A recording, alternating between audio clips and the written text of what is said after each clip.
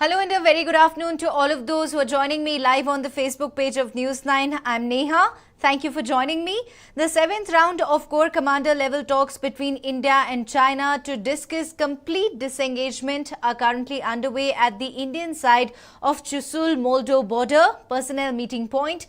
The Indian side will be represented by Lieutenant Generals Harinder Singh, PGK Menon and Naveen Srivastava, who represents the MEA. 14 Corps Commander Lieutenant General Harinder Singh will hand over the command to Lieutenant General PGK Menon later in the week, on the 14th of October to be more precise.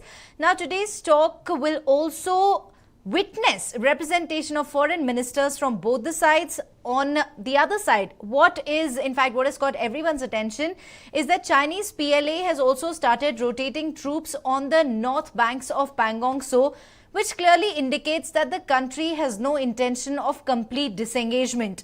A senior official was quoted by a leading website saying that the PLA is rotating 200 troops. He said, and I quote, "Given that both sides are deployed at nearly 18,000 feet on Finger 4 and the weather is deteriorating, the PLA is rotating 200 troops at a time so that frontline troops are fresh and motivated." This clearly means that PLA has no plans to disengagement, at least this year, at least this winter, quote unquote. Now, to get some more information about the ongoing dispute and what really does the rotation of troops mean, joining me live is Wing Commander Praful Bakshi. Very warm welcome to you, Wing Commander. First and foremost, let's talk about today's meeting. Today is the seventh round of military level talks between India and China, and there is reportedly a diplomatic representation as well from Beijing. What does it imply, sir?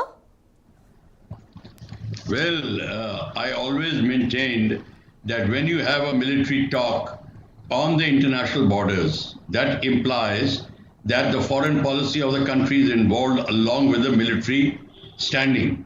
So always they must include both the sides, MEA and the Ministry of Defense. That should be always done, because ultimately the meat of the matter is the defense. And the MEA person will not appreciate any country, whether MEA of India, or India, China, America, anywhere, is a military man who understands the situation. So the diplomatic team must always be accompanied by a military personnel if the question of conflicts is there. I'm not talking of trade relationship and cultural relationship. I'm talking of military to military, cartographic warfare, all these aspects where direct military standing is involved. So both the countries are doing the correct thing by involving the military, number one. These meetings have taken place a number of times. This is the seventh meeting. It continue because China is very smart. China knows, and China's policy is to win without fighting. And till now, they have achieved so much without much fighting. In fact, they have occupied 48,000 square kilometers of our land. And that sort of a thing, they were always expecting India to give. They have a very strange opinion about India, that India will not fight. And so that thing has come. They have dragged so much. They have entered, they have brought in three divisions of motorized and armored divisions very easily. India got fooled by somebody telling India that they are only doing an exercise. Russia told India they are doing an exercise, and we got cowed down because of COVID and all restrictions on COVID, etc. Whatever it is, like we were caught napping in Siachen, we got caught napping here. So that is what has happened. So this aspect is now become very important. All right. We have though occupied the heights, that they are heights of our own. We have only occupied our territory, but tactical advantage we have got, because now we are overlooking Chushul, etc. Everything is there. So these talks, as far as I'm concerned, until and unless India says that the beginning of the talk will include China agreeing to revert back to 01 April 2020, that position, then the other things should follow. Otherwise, everything is of no consequence. But that always have been, but this particular point which you just mentioned, Wing Commander, has always been the center of talks, isn't it? No, we have not forced them to say that. We have not mentioned it, and even if we have mentioned it, Chinese have not done it, and we have not done anything about it. That is what I'm trying to say. No, there is no need to say something which the other party will not even listen and ignore you. And that's what they're doing. Because Chinese have taped up their policy absolutely perfect. What our narrative says, oh, they are cheating us and they are doing everything, they are doing in the interest of their country. We must do something for the interest of our country. So what you're trying to say is that India has not done enough. It's time to step up. No, I'm saying that India should have done more. We should have started the front on May only. Why did we wait so long? For who? China has not waited for anybody. They've entered right through and through. And now you're just saying about the North Pangong. Yes, they are there. But what you're talking of North Pangong is the Chinese are changing their troops. I was actually coming to this, Wing Commander. PLA is rotating 200 troops at a time so that frontline troops are fresh and motivated. This is as per a senior official. Now, on one side, the talks are going on, while on the other side, PLA is in full action.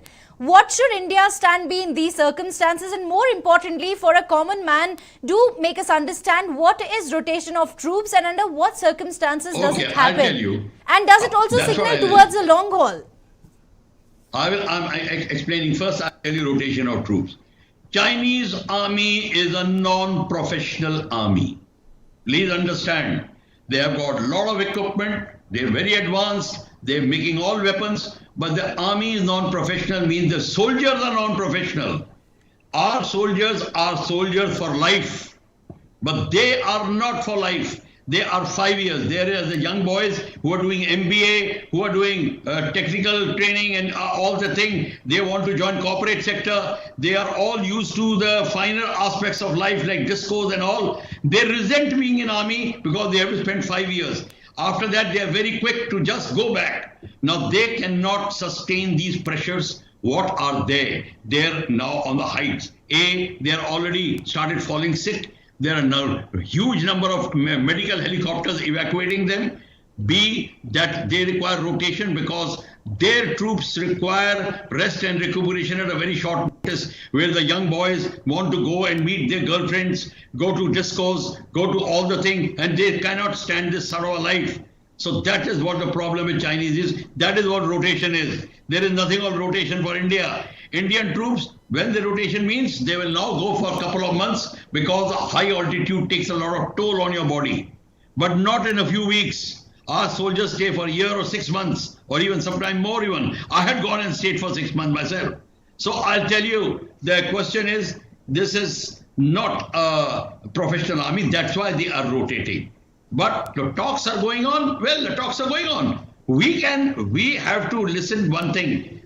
Nothing stops from occupying our own areas. If we find any height which is of advantage to us, we should continue occupying it. Because Chinese will continue doing it. So why are we giving leeway to China and trying to hold ourselves? This is no contest of gentlemen. This is total professional soldiering, and what in Hindi they say, Kautilya Shastra, Chanakya Niti is being applied. Right. Through and through. We are not applying it, Chinese are applying it. Right. Wing Commander, then why are they putting up the illusion of talks with India when we can clearly see troop build-up and rotation? They are doing it because they know India will take it. Simple. Because they want time and they tell India that we want to talk. Jose, we are ready for talk. When we should have gone and occupied their heights and pushed them out, we are ready for talks. Because somebody had told us that, yes, I agree, peace is very good. We should not fight. I fully agree and endorse. But if the enemy has come on your chest and occupied your land, then you damn well fight. This is what the rule is. Now, when you want to negotiate with somebody who's entered your house, well, good luck to you. Okay. So, Wing Commander, are you saying that it's time for India to start looking out for other options? Oh, yes. Why don't you ask me what is an option? I would like you to tell me what is an option. Because I can make out even the media hesitates in India to talk. Perhaps Please limited military confrontation, sir? I mean, I'm no expert, but... Well, you tell me, what should be done? If somebody enters your house, what do? We throw them out, sir. That's what we do.